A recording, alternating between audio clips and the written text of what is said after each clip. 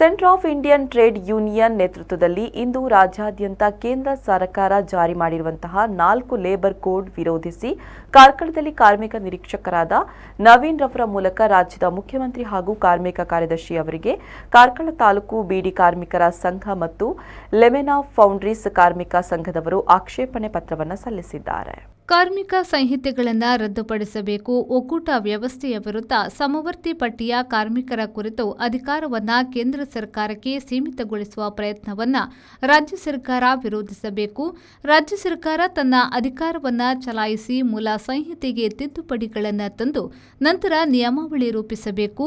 Curd ನಿಯಮಾವಳಿಗಳನ್ನು ಕನ್ನಡದಲ್ಲಿ ಪ್ರಕಟಿಸಿ ನಂತರ ಆಕ್ಷೇಪಣೆ ಸಲ್ಲಿಸಲು ಸಮಯಾವಕಾಶ ನೀಡಬೇಕು. ರಾಜ್ಯ ಸರ್ಕಾರ ಕೂಡಲೇ ಕನಿಷ್ಠ ವೇತನ ಅಧಿಸೂಚನೆ ಹೊರಡಿಸಬೇಕು ಎಂಬ ಅಂಶಗಳನ್ನು ಪತ್ರದಲ್ಲಿ ಉಲ್ಲೇಖಿಸಿದ್ದಾರೆ.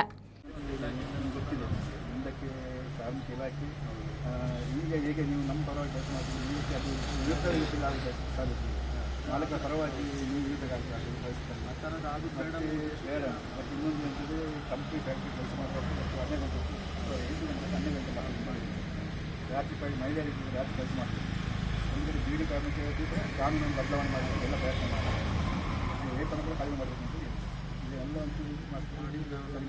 ನಮ್ಮ ಇಲಾಖೆಯ ಇದರ ಭಾಗವಾಗಿ ನಾವು ಕಾರ್ಕಳ ತಾಲೂಕು ಬೀಡಿ ಕಾರ್ಮಿಕ ಸಂಘದಿಂದ ಕೊಟ್ಟಿದ್ದೇವೆ.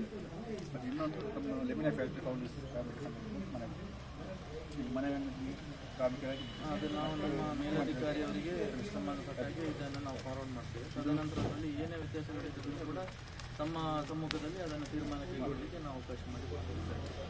ಇದು ಸಿಕ್ಕಿಕೊಂಡು ಅಲ್ಲಿ ಕಾಯಿಸ್ತಾರೆ. ಇದು ಸರಿ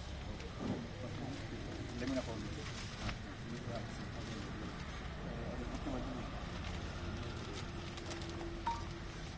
ಪ್ರತಿಭಟನೆಯಲ್ಲಿ ಕಾರ್ಕಳ ತಾಲೂಕು ಬೇಡಿ ಕಾರ್ಮಿಕ ಸಂಘದ ಪ್ರಧಾನ ಕಾರ್ಯದರ್ಶಿ ಕವಿರಾಜ್ ಕಾಂಚನ್, ಮುಖಂಡರಾದ ಜಯಂತಿ, ಶಕುಂತಲಾ, ಲೆಮಿನಾ ಫೌಂಡ್ರೀಸ್ ಕಾರ್ಮಿಕ ಸಂಘದ ಅಧ್ಯಕ್ಷರಾದ ಮೋಹನ್ ಚಂದ್ರ, ಪ್ರಧಾನ ಕಾರ್ಯದರ್ಶಿ ನಾಗೇಶ್, ಕಾರ್ಕಳ ಕಟ್ಟಡ ಸಂಘದ ಮುಖಂಡರಾದ ಪುಷ್ಪಾ, ನಾಗೇಶ್ ಉಪಸ್ಥಿತರಿದ್ದರು.